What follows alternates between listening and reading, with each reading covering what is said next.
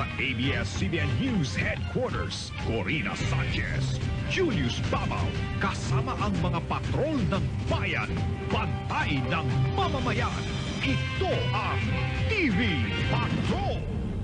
Ito ng Ninoy Aquino International Airport sa pagdating ng bida ng Meteor Garden na si Dao Ming Su o si Jerry Yan. May report si Catherine De Castro, Patrol ng Bayan.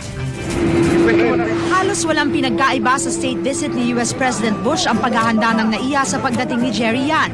May sariling landing area, nakakordon ang buong tarmac.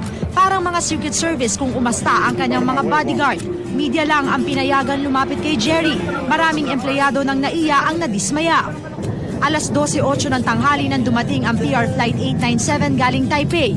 Hindi pa man bumaba sa eroplano, nagwawala na ang mga taong nag-aabang.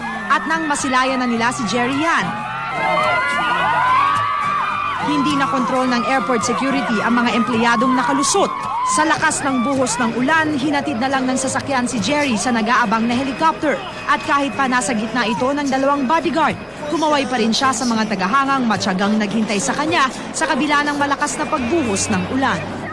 Hanggang bukas na lang mananatili dito sa bansa si Jerry Yan. Pero babalik naman to sa huling linggo ng Nobyembre para sa Happy 50 TV concert ng ABS-CBN kasama ang ilang pang cast ng Meteor Garden. Para sa TV Patrol, Catherine De Castro, ABS-CBN News. Hanggang bukas na lang mananatili dito sa bansa si Jerry Yan. Pero babalik naman to sa huling linggo ng Nobyembre para sa Happy 50 TV concert ng ABS-CBN kasama ang ilang pang cast ng Meteor Garden. Para sa TV Patrol, Catherine De Castro, ABS-CBN News. Hanggang bukas na lang mananatili dito sa bansa si Jerry Yan. Pero babalik naman to sa huling linggo ng Nobyembre para sa Happy 50 TV concert ng ABS-CBN kasama ang ilang pang cast ng Meteor Garden.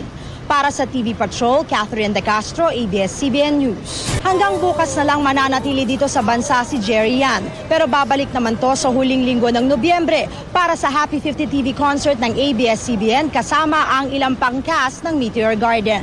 Para sa TV Patrol, Catherine De Castro, ABS-CBN News. Hanggang bukas na lang mananatili dito sa bansa si Jerry Yan. Pero babalik naman to sa huling linggo ng Nobyembre para sa Happy 50 TV concert ng